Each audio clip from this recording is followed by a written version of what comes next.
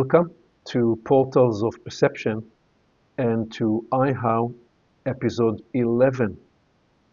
My working title for this episode is the 3 octaves of IHOW process. Beth, Eleni, Rita, Rob, welcome. Hello. Hello, Aviv. Hello. So we turned up on a rather short notice because I was traveling and I felt that I was quickened with the next frontier of our IHOW research and discovery. And the flow that I had in mind, which we will discover, and it just changed in the few minutes before we turn the recording. It includes at the end a run through 3 octaves of the IHOW process. And I felt that before we get there, I'd need to put in context how and why I've experienced this sense of quickening when I traveled and visited in Helsinki, Finland. And to actually put this in context, I realized I need to say a few things about the different kind, begin to map the different kind of peak experiences. Perhaps identify and name 5 categories of peak experiences out of the larger portfolio of peak experiences that we can discover.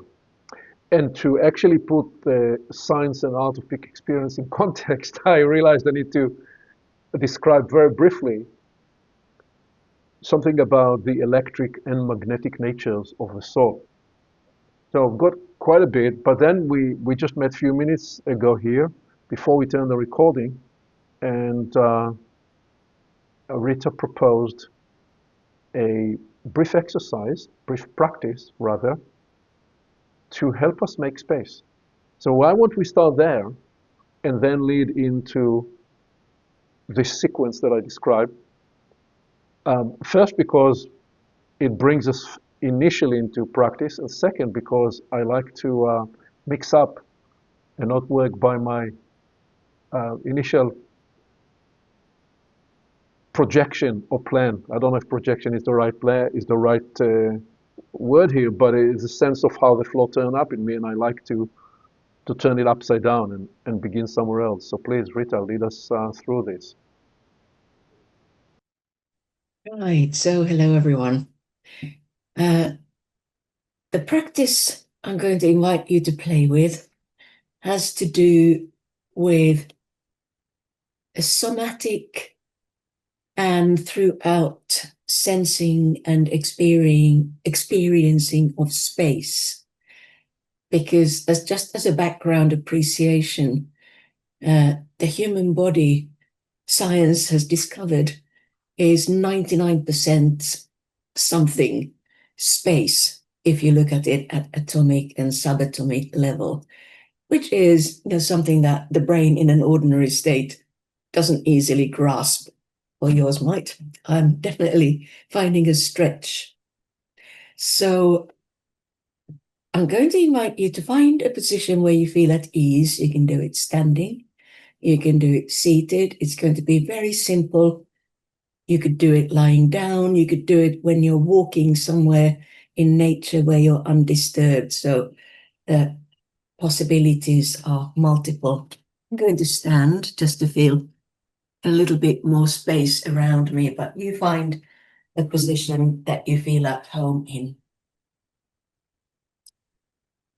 And you can close your eyes for a moment or keep them open if you're happier that way.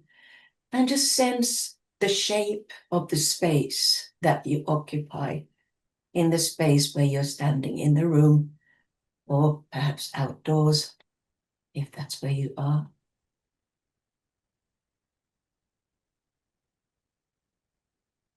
And then you can continue, eyes closed or open them. Just extend your arms out and just feel the space that they are able to reach. Just in any direction where you feel like going to. Just sense just the fact that there's space around you, all around you there's space.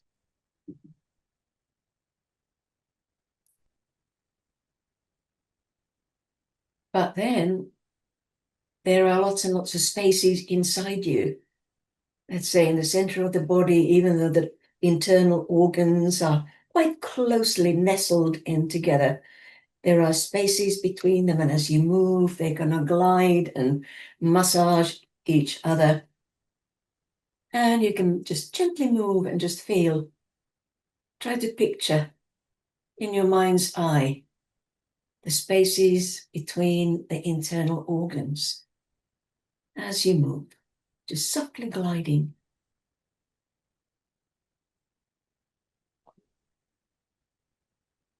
And then let them settle to a stillness.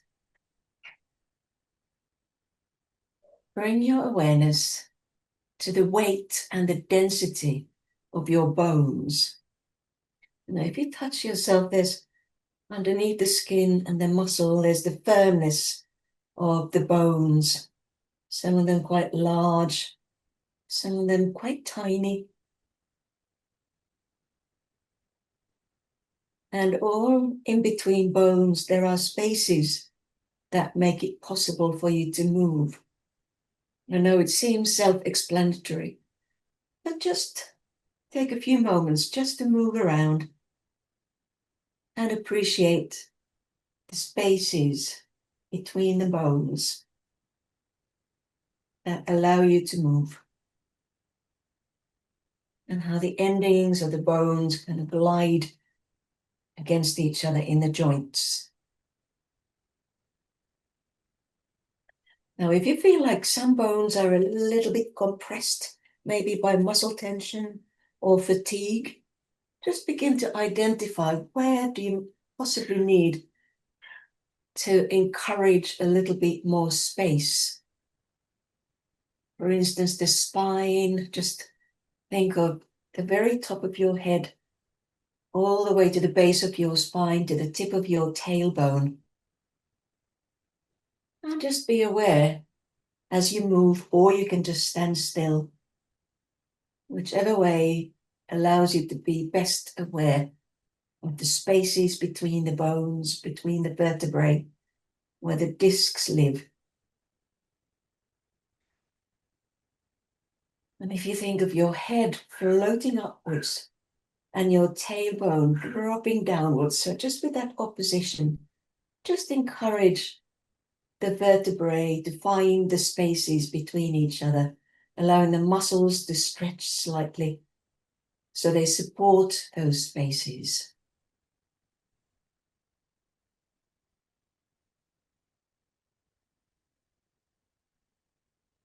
And now, with the awareness of those spaces between the vertebrae, again, just allow yourself to move in the space that you occupy.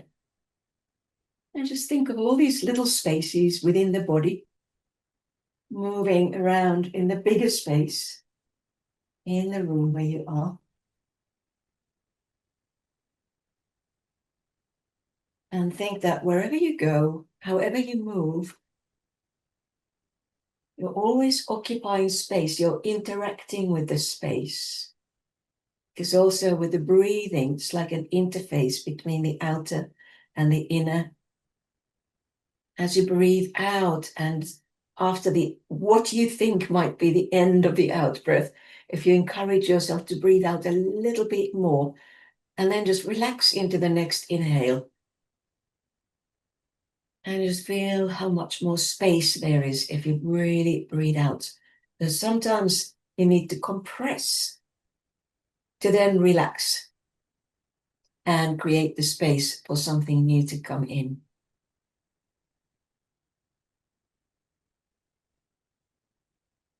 So as you just play with your breath, feeling it coming in and going out, this interchange of space. Again, bring your awareness back into your body, into the bones, into the flesh. And now think about all your cells, however many trillions of cells I believe there are in the body. And think of the spaces in between the cells. There's fluid washing the cells, so everything is constantly in dynamic flux. And as you move, in whichever way feels natural for you, just think of all these cells moving.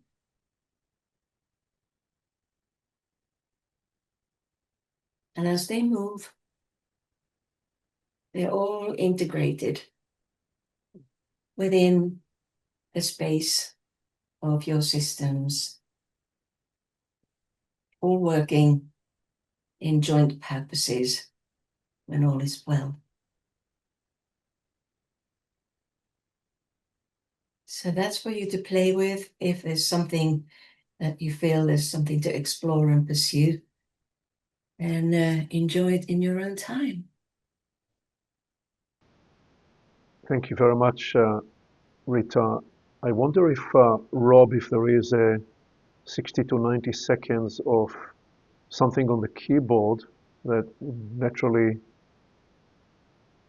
come for you to help ease and facilitate anybody who wants to further integrate this sense of space making all the way from the intercellular space to the space between the organs, to the space between the bones, to the space that we occupy in larger space. Is there anything you'd play on the keyboard? I think you're still muted.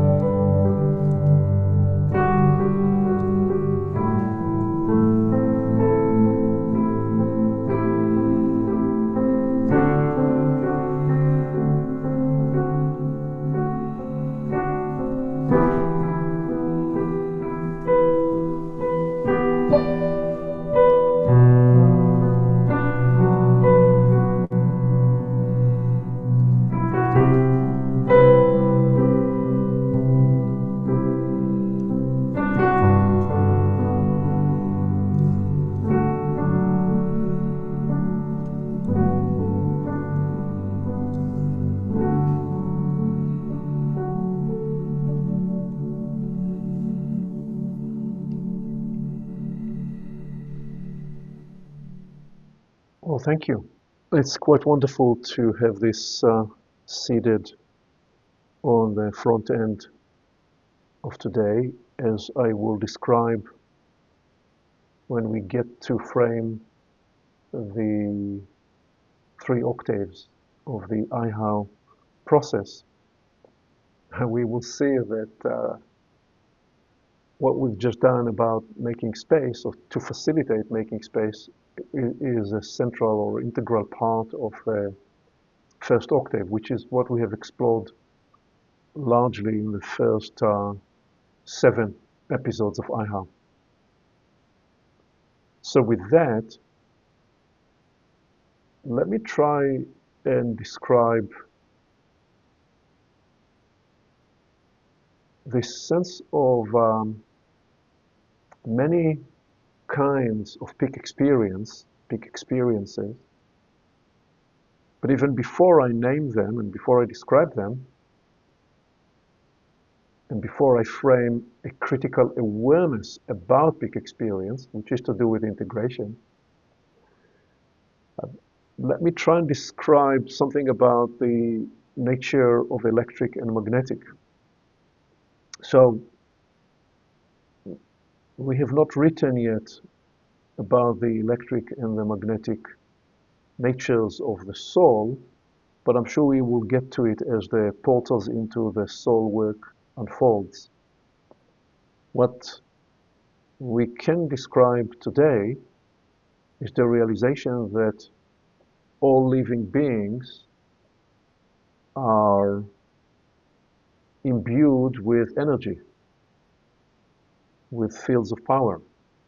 And all energy and fields of power, they tend to appear and manifest with two primary natures, one of electricity or electric and one of magnetic. And of course, in most cases, the two are integrated into one, which we describe in the idea of the electromagnetic field, in which there is a current of electrics around which a magnetic field is being created.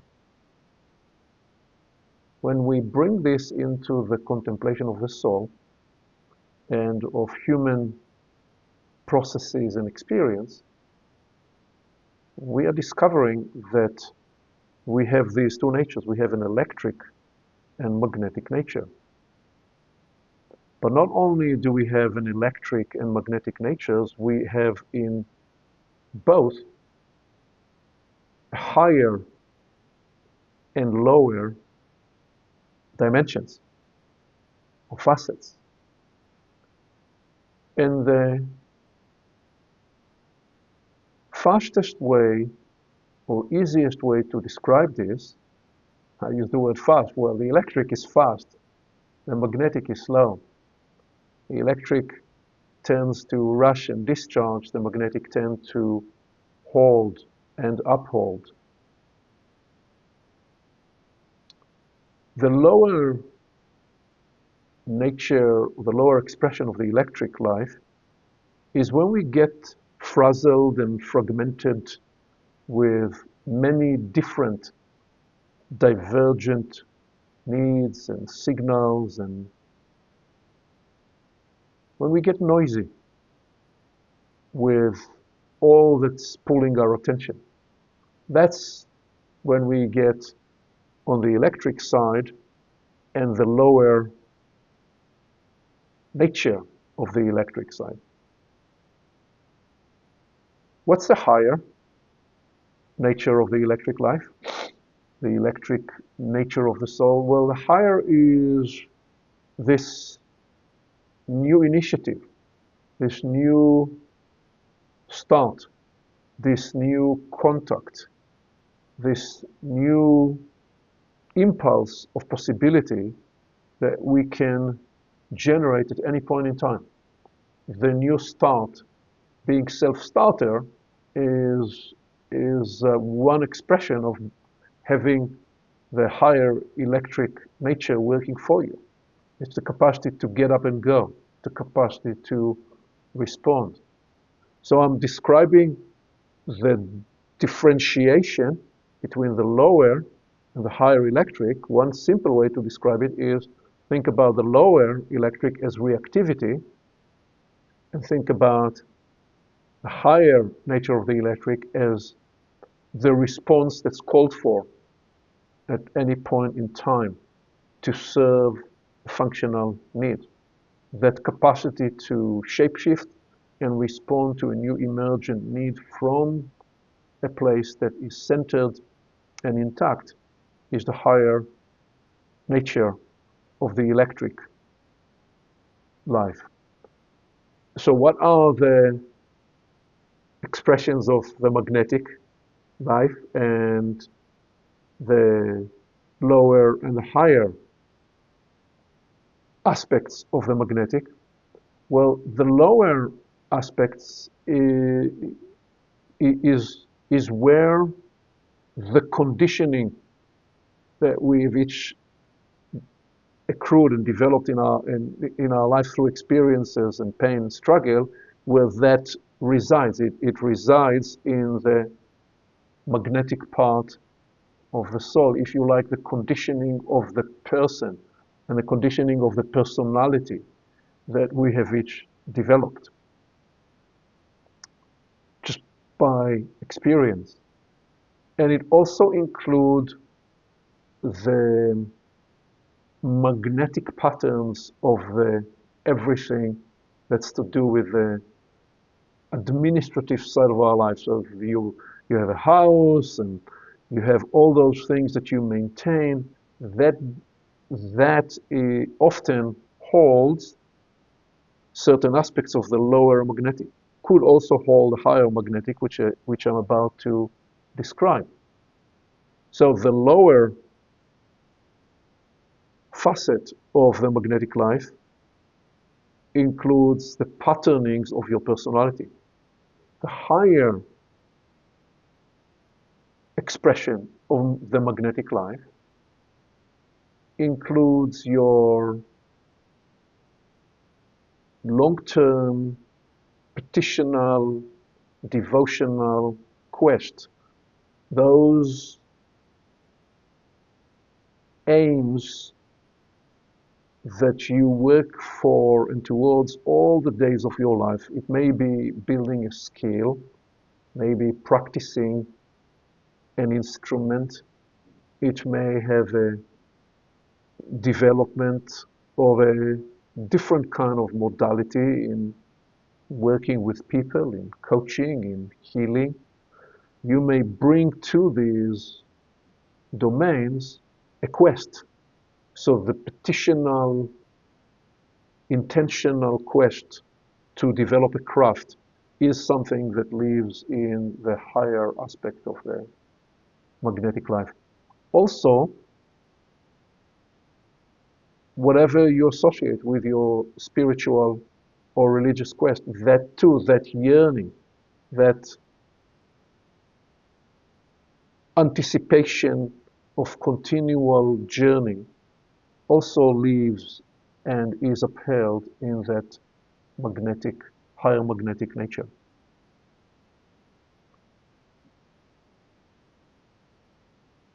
So all the days of our lives, we are navigating between the electric and the magnetic, and between the lower and the higher. Now, the message here is not to try to bypass the lower and just be in the higher. We need to attend to the physical, we need to attend to the lower aspects of life if we are to be a whole person throughout human. And actually integrating all the layers and all the levels of the electric and the magnetic, and letting each play at the level and the place where they need to play is a good segue to what I'm about to describe with the idea of peak experience. I have a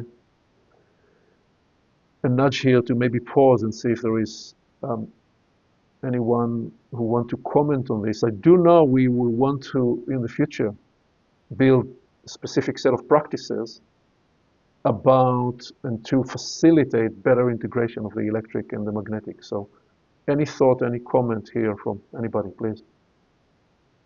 I think sometimes, at least I find in myself, I might identify with being more energy prone or magnetically prone. And many of us will deal with one or the other without the understanding that these work together. It's not like you can have and be energy bound all the time with no magnetic attendance, or the other way around. Yeah, so that for starters, you got to have both. And working with both would enable us to produce peak experience. And peak experiences have variety of functions and reasons to produce. So just before I go there, anybody else still on just this initial introduction of electric and magnetic, please? Just a really brief appreciation of how the electric and the magnetic need each other is that electric has no anchorage without the magnetic. Now, let's say if a person experiences burnout, they've used up the electric, or they used up the magnetic actually in the pursuit of electric. And magnetic without the electric would be just heavy. It would be like a lump, and it would have nothing to enliven it. Or you could think in terms of fire and wood. The fire can't anchor without something to burn. So, that was just something that came to mind. This is today wants to unfold all in an improv way. So I'm just going to ask Rob, if you were to try to express on the keyboard just the briefest way you would express electric and magnetic, how would you do that? What would you do to represent electric, and what would you do to represent the nature of the magnetic in the way I describe them? First, what comes up is that magnetic is more in chords. So you would get things that are holding together.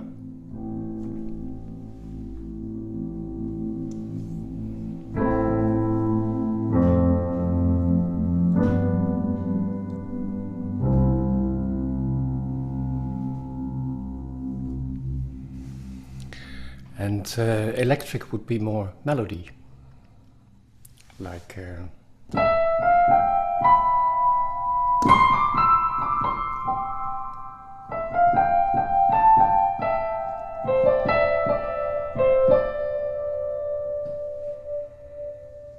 Beautiful.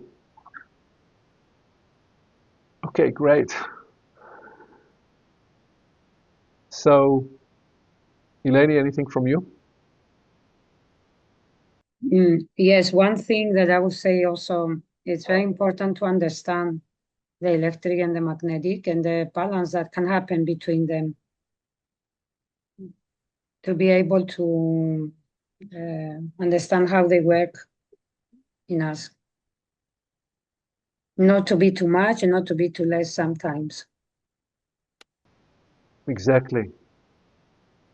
Thank you. So one of my research discoveries to do with travel, especially when you travel across many time zones, it can be also when you travel on the ground, when you drive, but especially when you fly. What occurs is when you arrive in a new place, the electric life is, I've discovered, arrive with you. But the magnetic life, part of the magnetic life, takes a few days to catch up to you. So what I've discovered that I would do is if I attune my higher magnetic quest with a certain intentionality, by flying to another part of the world, being on an assignment, being on a mission of a specific kind that introduces tremendous focus, I can be in a unique window of opportunity where the higher electric nature is with me, promoting the exploration, and I am supported by the lens or by the ray of intention that I've sent in advance of the magnetic life, but I'm actually separated for a couple of days from the lower magnetic. And what that creates, it creates space that something can find, that will allow for something to find me.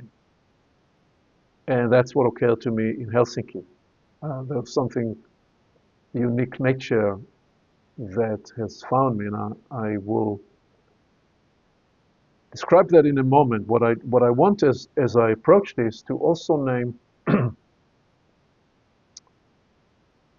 there are many different kinds of peak experiences that the human can access, and sometimes you will design and choreograph a process to facilitate a specific peak experience, to create a memorable etching experience of a specific kind that you can then use almost as an interior North Pole to move towards, to seek to recreate.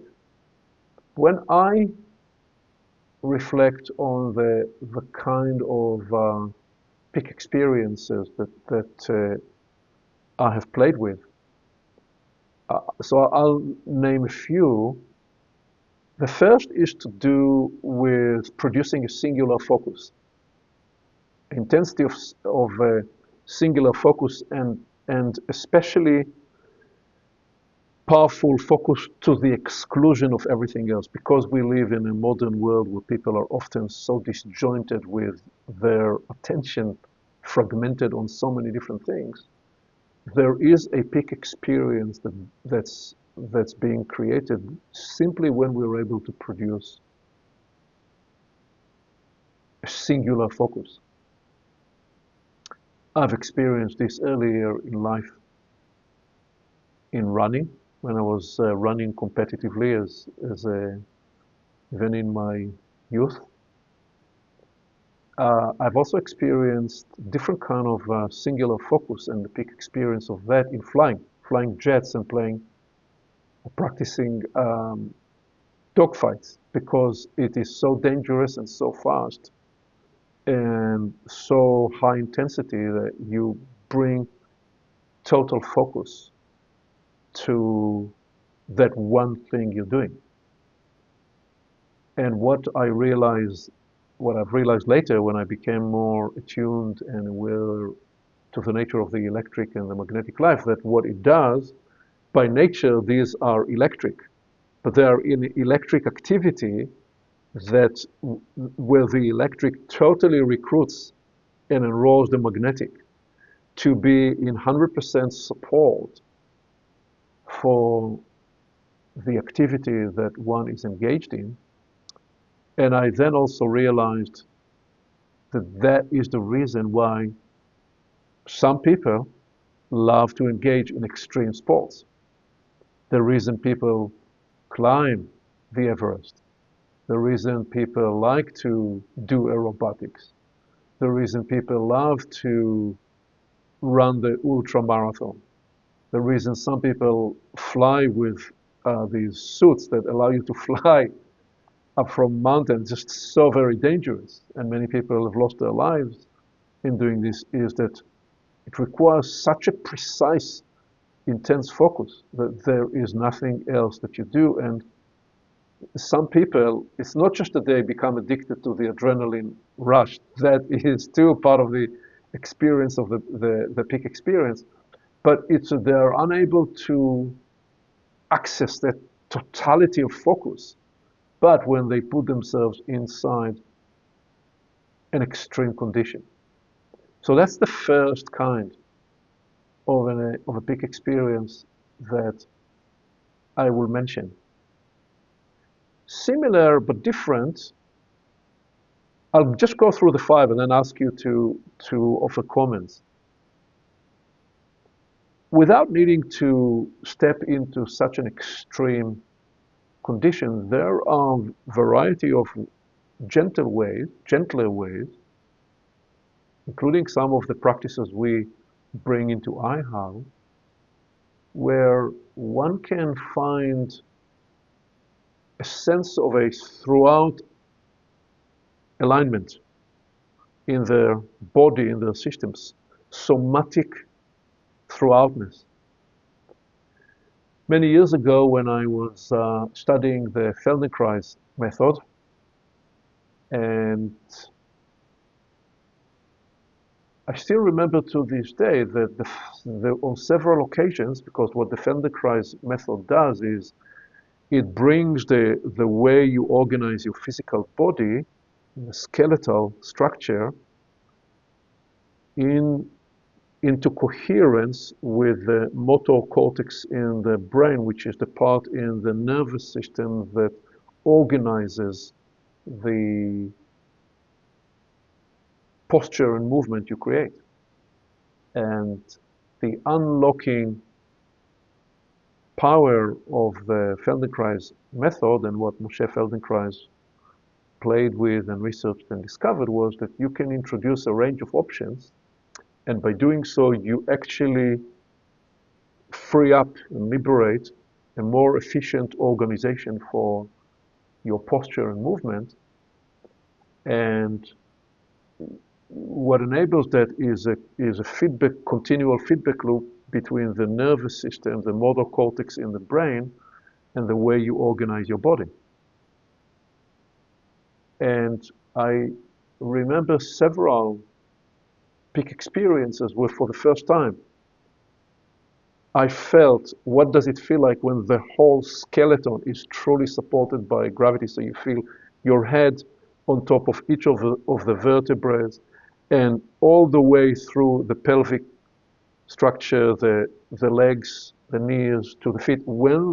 Most people, most of the times in the way we sit and walk, we are not in the most efficient support where the movement can flow with the greatest ease. And I discovered that the brain remembers all the many postures you've ever been in. It has a complete recall of all the postures you have created from childhood through to your adult life. And when you're introduced to a new ease, a new facility of complete throughout somatic alignment and support where the entire system is lined up, it can create a new kind of somatic peak experience. So that's just one example that I would describe and highlight. And there are other type experiences.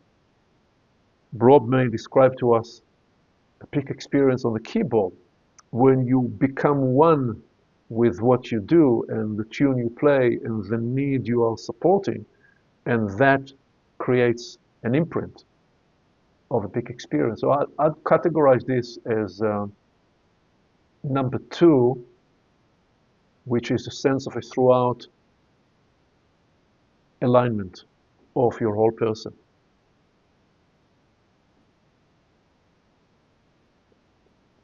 The third category that I will describe as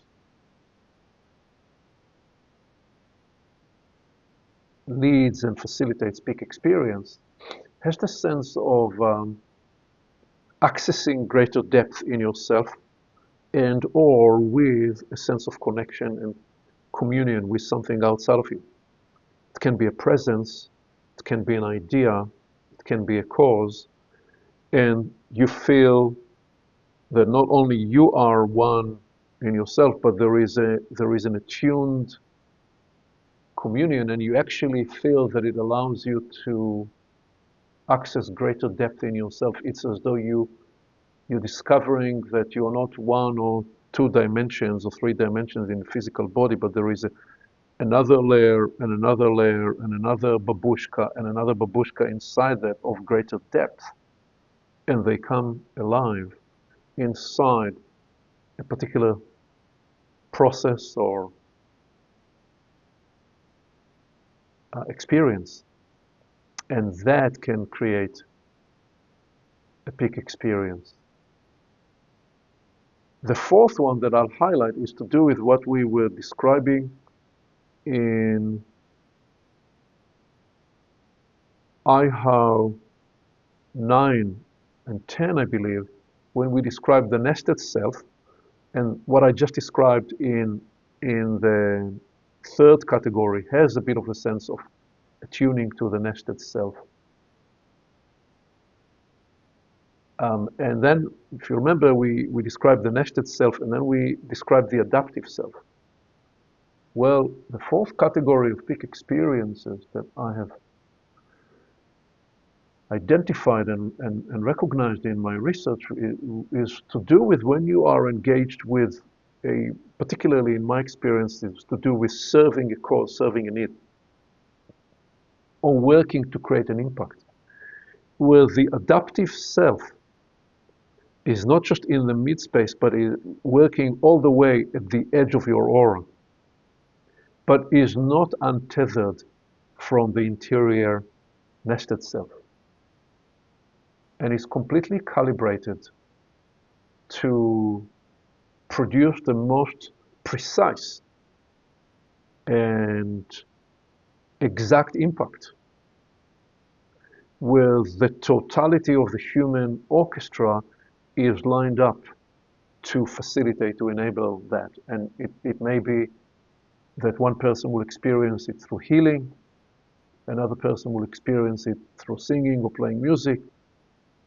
Partly what I'm about to describe is that I was tasked to help a leadership team of a leading company in Finland create the next future.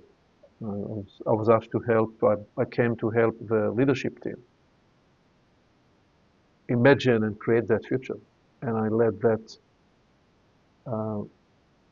workshop process for 3 days. So these are 3 days in which I typically would only manage to sleep a few hours, 3-4 hours a night because of the intensity of what I need to do before, during, and after the live session. And what it does is it brings me to the edge of an experience, to the edge of myself.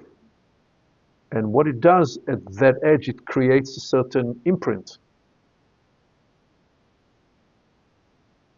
of working with one singular intention to facilitate an impact with others.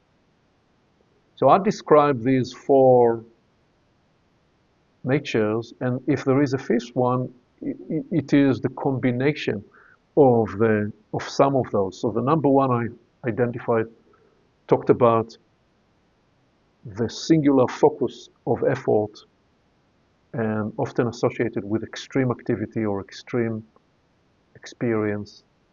The second one invited more the sense of a throughout alignment in the interior without needing to be in an extreme experience outside of you. The third described the sense of a deeper connection and communion where there is a resonance between you and deeper layers of yourself and something perhaps outside of you that you love, that you support, that you endeavor to facilitate. And the 4th one I described, one where you are gathered to serve a cause, to serve a purpose with an intention that will guide that. And I'm proposing that often there may be a combination of some of those, and which is what occurred in the weekend or in the week I was in Helsinki, when as a result of that, I also felt that I was quickened with the next horizon for the IHOW work. So, but let me pause here and invite, what would you say to some of those peak experiences, and which of these resonate or not, please? Well, something that just resonates for me throughout all of them is that the human systems are designed to be together in one thing, not split to little pockets or fragments, but that in my experience and listening to your description of it just feels like the more all of ourselves is working together, the greater the well-being, which to me suggests that that's maybe closer to how the systems are naturally meant to work.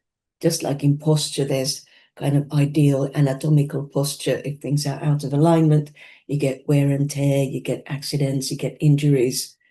And that, so also psychologically, mentally, emotionally, and physically, if everything's working together, then anything is possible, really.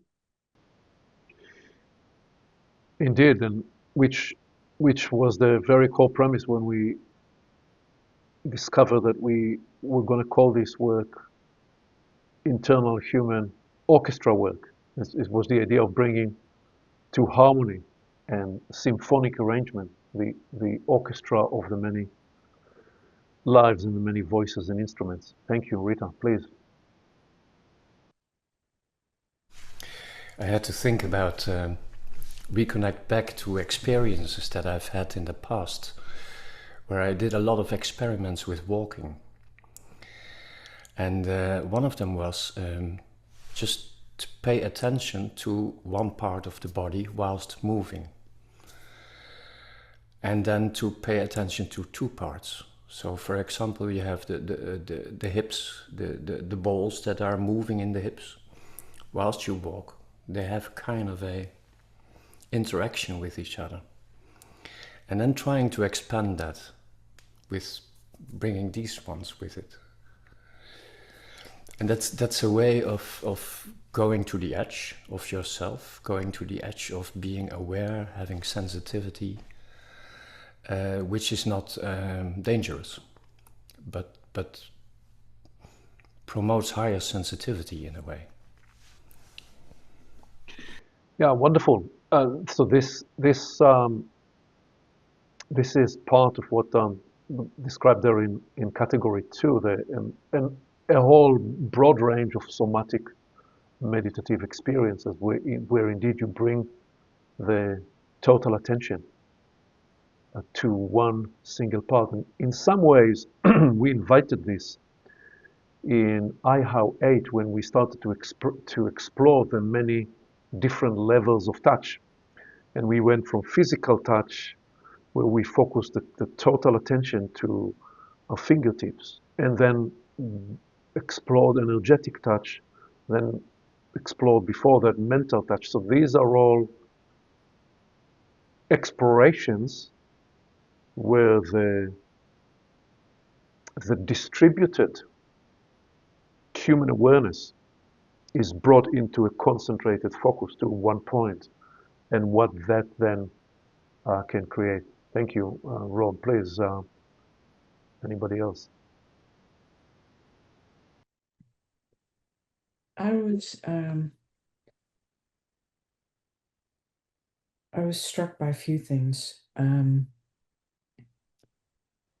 Because we live so much in a time where things shift and change quite quickly, and you can see things that you've done for a long time all of a sudden end, and something else has to start. This seems to me almost in a way, these are like a sequence of being able to develop versatility, flexibility, and an ability to handle. Because I could recognize various parts of my own life experience as you described these, and it doesn't just stay in one place. You don't just go and be intense. Then you have to search for something, for where you're going next with the purpose of it, find the deepening, and then bring it into the fullness of yourself. And so it turns up to me as a range of skills or ways, because skills are good, but they can lock you. But ways let you broaden, bring more to what you're doing, to then be able to handle. And a lot of what we're faced with these days is being able to handle, shift, intensify, handle. And so that's how this occurs to me as ways of being able to handle change. That's what I'd say. Well, part of what you are suggesting, Beth, is talking about peak experience. We're living in peak intensity time, so just just living in this world right now and staying intact is by itself an invitation to a kind of a peak experience. I recognize that. Actually, some of what I'm describing about why people go into wilderness experiences and extreme sports is because they discover that it helps them become one again rather than manage the so much that life is faced with today, especially in a digital age where you get digital alerts all the time from all directions. Yeah. You can also see it in the way people are working these days. The chaos that, say, a physician, a doctor has to come into, or used to be in healing, you'd have simpler problems. You see people now and they have a multiple range of things that they want solved right now, please. Or the same with lawyers or veterinary medicine. You have so much crisis, you need the focus of it to be able to handle the everything that people bring these days, because it's not just simple. So I just wanted to add that. Thank you. Please, Eleni. I think what was said was quite important, hearing you, Aviv, because I can also recall being in sports for many years that a lot of these energies and the magnetic and the electric, as you describe it, you can overuse as well yourself. In order to, let's say, understand things or do something about it. But the main thing, as you also refer, is that it makes you be more focused in yourself, because you need to bring all your energies, or you need to shift them differently according to the need that is at play. So you learn to be more disciplined and more order into something that you want to do. But you learn a lot of things as well. You learn a lot of things about energies and how to better handle them. And also if you get injuries, you understand more. Then you start to rebalance about things and rethink about things and want to understand more. Indeed. So the two additional dimensions of awareness about peak experiences, and then the point about integration. I have found that when I work at multi-octave kind of a scenario, if I am able to be at the peak of several octaves rather than just one, and I will instantiate it in an example in a minute, they tend to provide siphoning and arcing blessing from one to the next. So I was in Helsinki to do the work I came to do with the leadership team that I was working with. I planned over the weekend to do several recordings, one of which was with Karen and Kyriaki into the Universalis series. And that brings a certain focus inquiry. And we decided to be in an appraisal space. So I was openly questing into that. That's the second octave. The third octave of process is that I've been, over the last 4 months, in a contained contemplative space, preparing for a global epoch network process. And what that does when I'm in an ongoing meditative contemplative process, there is a crucible that's forever working. And it's there working even when I'm asleep. So the phenomenology of the process is that when I get focused on something else, and I'm not there, it delivers some of what has been waiting and fermenting in the unconscious. So these three focused intentions plus number 4 that have a broad series of permanent line inquiries about what is right now going on with humanity, what is right now going on in the world, how is it expressed in culture, in the economy, in geopolitics. Like, these are permanent line inquiries, so they are always active. And then what occurred was that on the journey to spending a week in Finland, I became very interested and attuned to the nature of the land, the Nordic countries, their history, their mythology, their unique line and what they represent. And so I arrived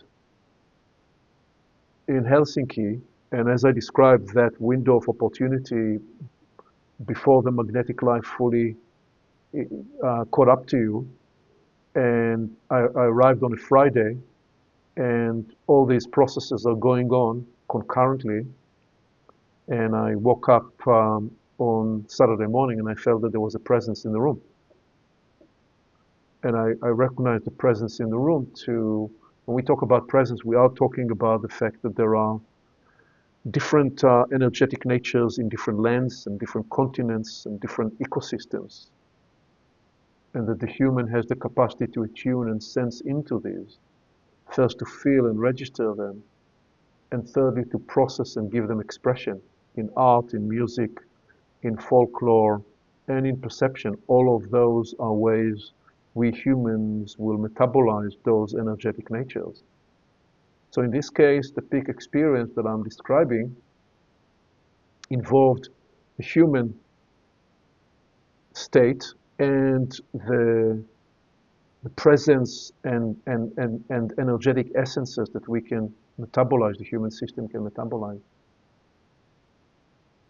So that then created a certain state experience that was actually loading in the back of the head. And it had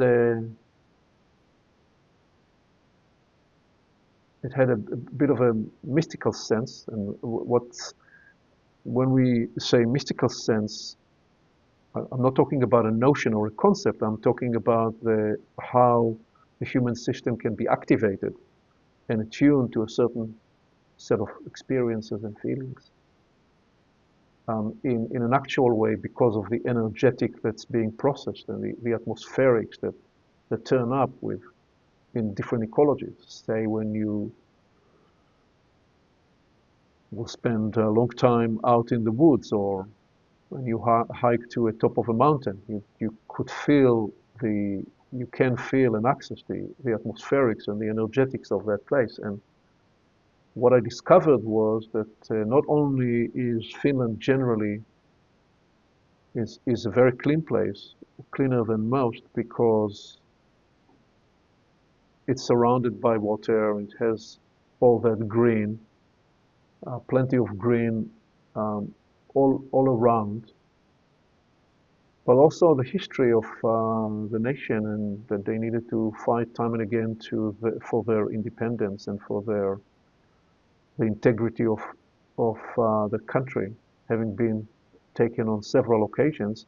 And even earlier on, that Christianization came to Finland later than, and to all the Nordic countries, more in the 10th, 11th, 12th century rather than earlier. So that Nordic part of Europe and its history remained intact for longer and held its nature.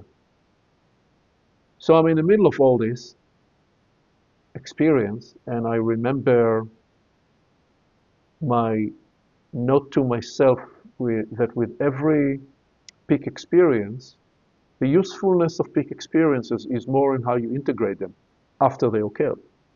Because many people go to all sorts of fantastical workshops and Vipassana retreats and what have you, and they go into an altered, expanded state, but then they come back to their life and they implode because they haven't done the integration process. And so in the way I'm describing peak experience, which is more scientific and more the art of using the science of producing chosen peak experiences, in my case, by concurrently working on several endeavors where I don't need to always be in the consciousness of one of those because I've printed them so deeply in my intentions so they continue to work for me. And what happened is that when you produce that kind of intensity, there is a moment and a point where actually you have more space. As most people are very crowded in the noise of their life and they don't have space. When you are tasked, when you are mission oriented in several endeavors, in this case, as I'm describing, there were these 5 octaves that came together. The work I came to do with the leadership team, my focus on the Universalis project, the deeper interest in what's happening with humanity at this time, the quest into the nature of the Nordic countries. So all these came together, and in the middle of this, I felt that there was a quickening for what we're doing here, because something dropped in. Why? Because I was walking. Because part of what I do, part of my core IHOW practice is actually walking. Because when I walk, there is a certain process that I go to, where the different lives and the different octaves that are in process can come into alignment. And especially when I walk in new places that I haven't been to before, I look at the buildings and I look at the nature and I look at people and the presence, essence, nature of the place, and including its higher aspect, can present itself. And when it does, there is a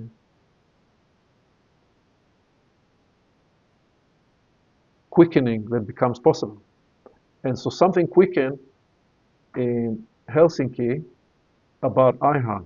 I'm going to pause here and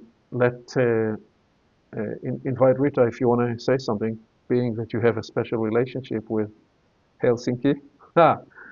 And then see if anybody else wants to say anything. And then I'd like to run by you the kind of integrated awareness that turned up for me about the 3 octaves of the IHOW process. Please. It's just very exciting and very enriching to hear of your experience with Helsinki and with Finland. I always feel very excited when someone I know from another context goes to that land, which happens to be where I was born and spent my earlier youth in. Because of the external perception, appreciating it through completely fresh eyes without the history of the good, bad, and the ugly that everyone grows up in wherever they are. So it just feels like a very fertile exchange has taken place between the land and your systems.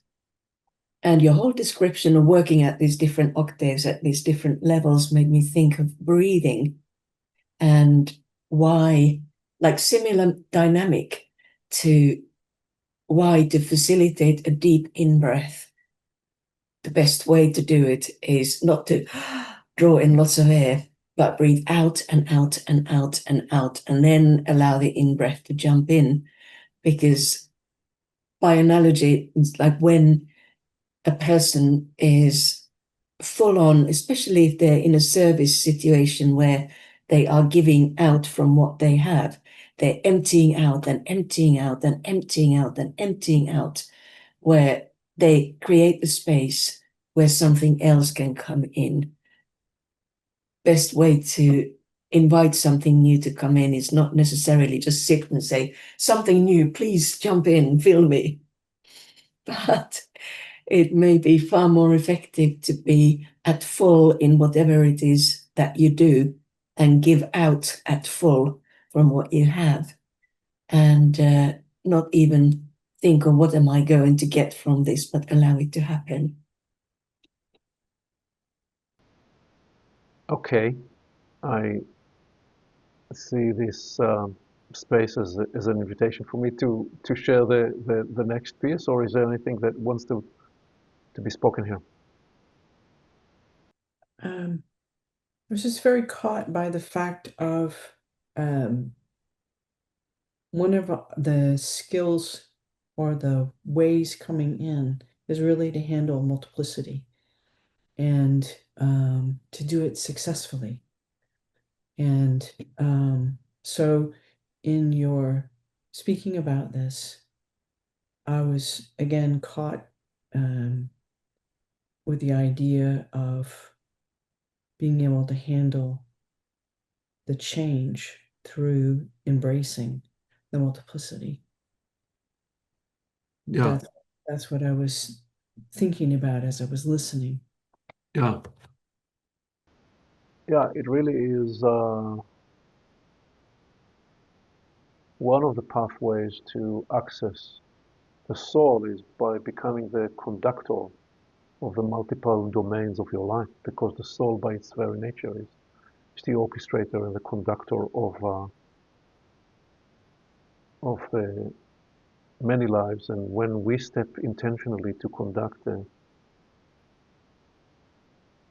many taskings that we are engaged with, to the point of needing to surrender because I'm not smart enough. I'd say it this way: I'm not as smart as my system is. My system, our system, the human system is smarter than we consciously would be able to produce. So part of, and I do it in my way. Nobody needs to do it uh, in quite the same way. You may simply find the multiplicity that's showing up for your life and listening to and surrendering to the guidance of how the taskings, the different octaves of service that you engage in configure you in itself invites that kind of a organization that's throughout and intact.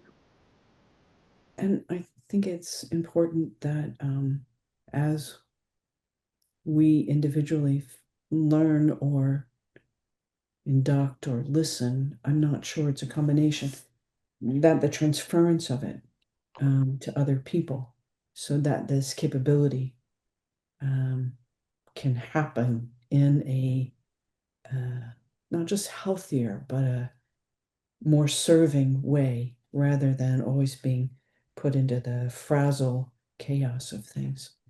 So it's that in itself is also a service. So this is the longest IHOW, not the longest portals, but the longest IHOW recording we've done. So what I want to do here, actually, is because I promised that all this was an introduction and lead to a 3 octaves appreciation. What I'd like to do is to name them, frame them, end this recording, and do the next episode and go a little deeper into these 3. How about if we do that? Octave 1 of process is where we spend the first 7 episodes of IHOW, where we explore this idea of improving well-being, improving balance, improving regulation, truly serving the need we are describing here, which is the people through their life, they become disjointed and frazzled and fragmented. And it was more about that type of a context and the healing process that we can encourage each person with their own system through a variety of means and ways. That was octave 1, and there is plenty more for us to explore in this. Octave 2 is what we started to explore in IHOW 8, where we shifted from healing and balancing and regulating into more the developmental exploration and the quest to enliven the latent and the subtle sense organs. And that second octave of IHOW exploration is more about expanding the range of sensitivity, expanding the range of capacities, developing and activating latent sense organs and subtle sense organs, and there is a lot more we will do about that. So that's octave 2. And octave 3 is using the work of octave 1 and octave 2 in service to truly facilitate update, development, and evolutionary processes in ourselves and with others, where we use the kind of practices that we cultivate to help facilitate individually and even more so collectively when we are with groups of people, states, conductive atmospheres, conductive processes, where the focus is expanding the space, expanding the capacity, creating and facilitating attunement and communion with presences and essences and atmospherics that are essentially here to enhance, facilitate renewal and update of the human capacity to do and be. So that's how it turned up, and it felt important to capture it and codify it. So how about that as a framework for the next few years for us to bring to life? Yeah, wonderful. Yeah. Sounds brilliant, and I'm glad that the essence of Finland had something important to drop in. Yes. Very exciting. And hopeful. Fantastic.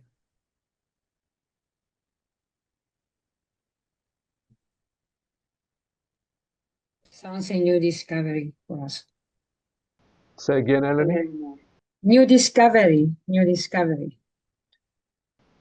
Well, so how about if we pause here mid-flight, and we will come back to bring to life and describe more these 3 octaves: healing, development, communion, and connection, all of which are important. And my invitation from today, let us discover what are the magnetic and electric lives practices that we want to integrate.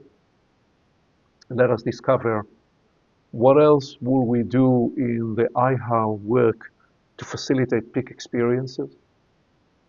And thirdly, let us build the IHOW language and codification of attuning to these 3 process octaves, 3 functions. Because it's not as though once we go to octave 3, we no longer need to do octave 1. No, we need to continue to work at all levels all at the same time. And I suppose what I just did is I produced for us homework for days, weeks, months, and years to come. Thank you. To be continued. Thank you. Thank you. Thank you, Aviv. I hope others will join us. Yes.